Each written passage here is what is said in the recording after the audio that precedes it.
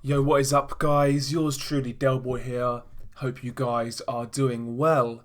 Now, before we get into this post-fight review, I want to apologise in advance if I miss a few things here and there, and it's not the most detailed breakdown I've ever done. I'm literally operating on like 2 hours sleep. I'm absolutely cream crackered. Last night was a wild one, you know. So, yeah, we started out on a bad note. Liverpool won the Champions League, and as a Manchester United fan, that's very painful to watch. I actually watched this match in town with the lads. I actually managed to rebound quite well though. As we was watching the game, I was kind of having some playful banter with some Liverpool fan. And yeah, she was alright, you know, she's fucking banging. And one thing led to another. Your boy worked his magic. That was all she wrote. Signed, sealed and delivered. And I've got to say, my gas tank is a lot better than Anthony Joshua's. I certainly did better than 7 rounds, put it that way. So my gas tank's on point. You know, what can I say? What can I say?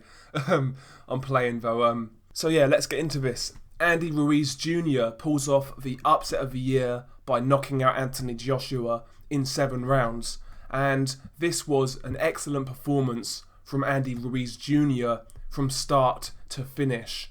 Right from the first bell, he looked confident, he looked sharp, he looked aggressive, and he really came to fight. Sometimes when you have a huge underdog facing a big name, you know, the underdog will kind of turn up to get his paycheck. He won't be there to rustle any feathers. He'll take his beating and he'll go home. But Andy Ruiz really didn't read that script. He tore the fucker up. He came in there to destroy, like his nickname indicates.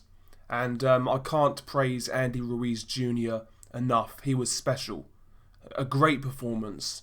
In the first 2 rounds, Joshua was trying to stick and move with his jab, but the jab of Joshua really didn't have any authority behind it. He was kind of flicking it from the waist, he was pouring, and he really wasn't discouraging Andy Ruiz from walking forwards and applying pressure, because in the first 2 rounds, Ruiz was the guy coming forwards, trying to push Joshua back. He was throwing a quick jab that was landing fairly regularly, and now and again he would try and land his big short punches up close. But the first 2 rounds were fairly close, but I felt Andy Ruiz Jr.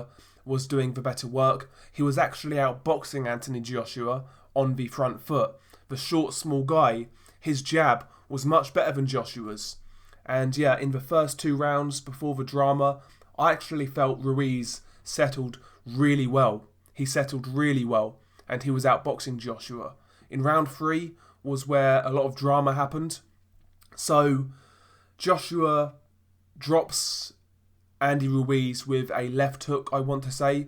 A really good left hook, good timing, good accuracy and powerful. Drops Andy Ruiz Jr.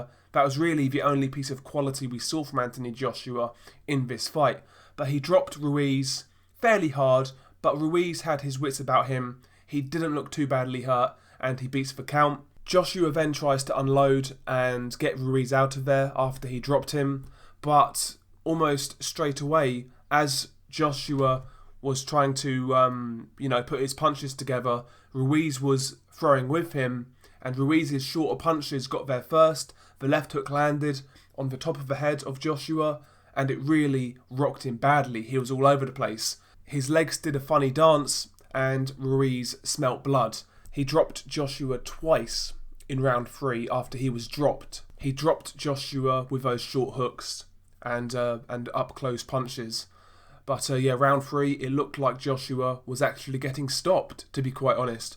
But obviously Joshua managed to get through the round. At this point, I had Ruiz well in control. Rounds 4, 5 and 6, Joshua tried to get on his jab and keep Ruiz at bay and step around him. But again, Joshua's jab had no authority behind it. You know, there were very few moments where you saw Joshua throw a jab and it would rock the head back of Ruiz. That never really happened. He was flicking it. There was no reason for Ruiz to stop pressing forwards. You know, the right hand of Joshua wasn't coming into play, wasn't really being landed with any regularity. He landed the odd shot here and there, but Ruiz just walked right through it. Showed a great chin when he did get hit. But yeah, rounds 4, 5 and 6, they were fairly close. But for me, Ruiz was doing the better work. He was landing the more eye-catching punches. He was the guy forcing the pace of the fight. Andy Ruiz Jr. never once looked uncomfortable in this fight, even when he was dropped. And that was the same through rounds 4, 5 and 6. And round 7 was where the fight ended. I think Joshua got hurt with a hook again. And Joshua, once again, did a silly little dance. Ruiz jumps all over him, he drops him. Joshua beats the count, but Ruiz jumps right back on him and again drops Joshua. Joshua once again beats the count, but he actually spits out his mouth guard. He turns away from the referee. He walks to his corner and, you know, it looked like he was looking for a way out. I don't think Joshua had anything left. And I can see why people are saying he quit. I think he was looking for a way out. It wasn't like a Victor Ortiz quit where he flat out says, I quit. It was more Joshua wanting the referee to save him. So I do believe he quit. People need to call a spade a spade. Andy Ruiz Jr. beat the fight out of Anthony Joshua. He really did. He beat the fight out of Joshua.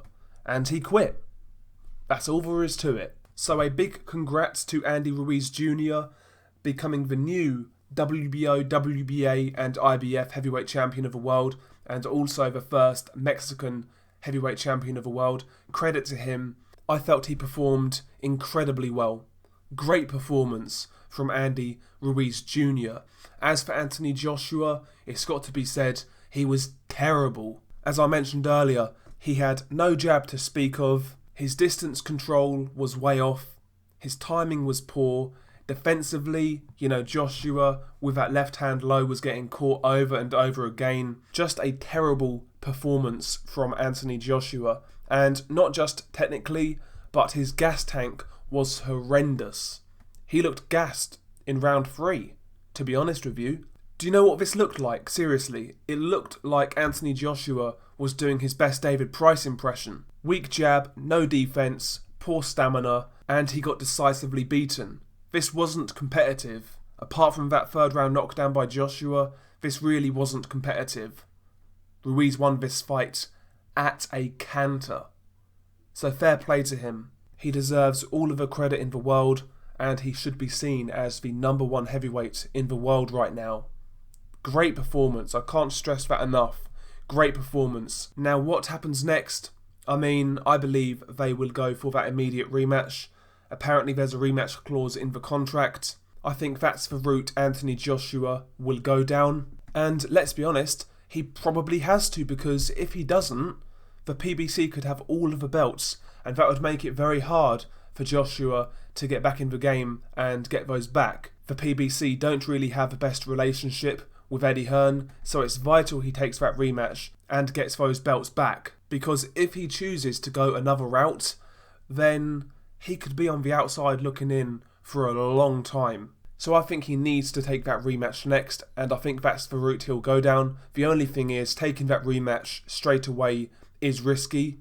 You know, this wasn't like a Lewis Rackman moment, where he got hit with one punch out of nowhere and got knocked out. He got beat down in this fight.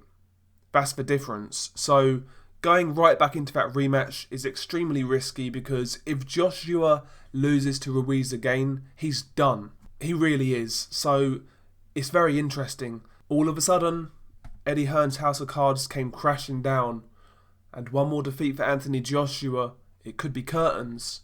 So there's a lot on the line now. There's a lot on the line, and that makes it very interesting for me as a boxing fan. It makes it very interesting for me. And I've said this for a long time now. I'm not sure whether I said it on my channel or on Twitter, but I said, if these top heavyweights are not fighting each other, one of these guys needs to get knocked the fuck out or beat up. That's what this division needed, and Andy Ruiz provided us with that service. So shout out to Andy Ruiz for fucking shaking things up and making things interesting again.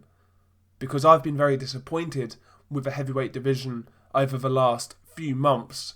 But Andy Ruiz, like an absolute scholar, pulls through and really, you know, changes the landscape. So fair play to Andy Ruiz Jr.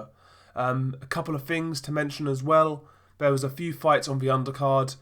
Chris Algieri beat Tommy Coyle by stoppage. I was expecting that.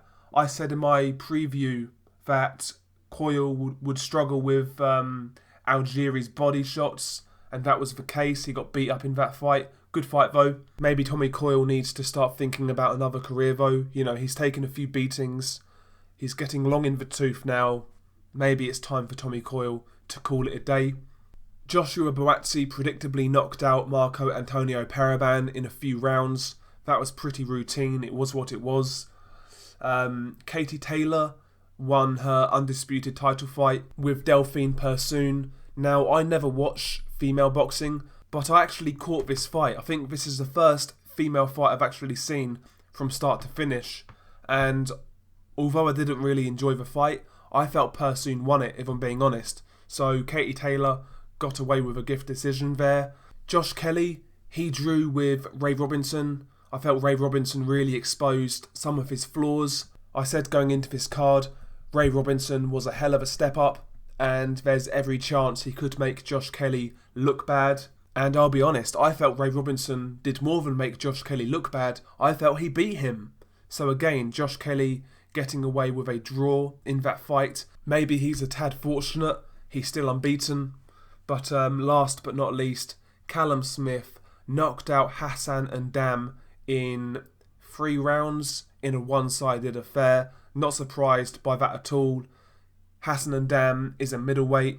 He's much smaller than Callum Smith, and it was what it was. Callum Smith looked sharp, he looked on point, he looked powerful, but the guy he was fighting was woefully undersized, so we can't really read too much into that. But all in all, a good night of boxing. I thoroughly enjoyed it, and honestly, I'm actually really happy for Andy Ruiz. You know, before the fight, you know, I was dropping those fat jokes, I was having a laugh, I wasn't really taking it seriously, I wasn't actually feeling this fight at all going into it, so I need to eat my crow. Fair play to Andy Ruiz Jr. The man is an absolute beast. Fair play to him. Share your thoughts below. Peace.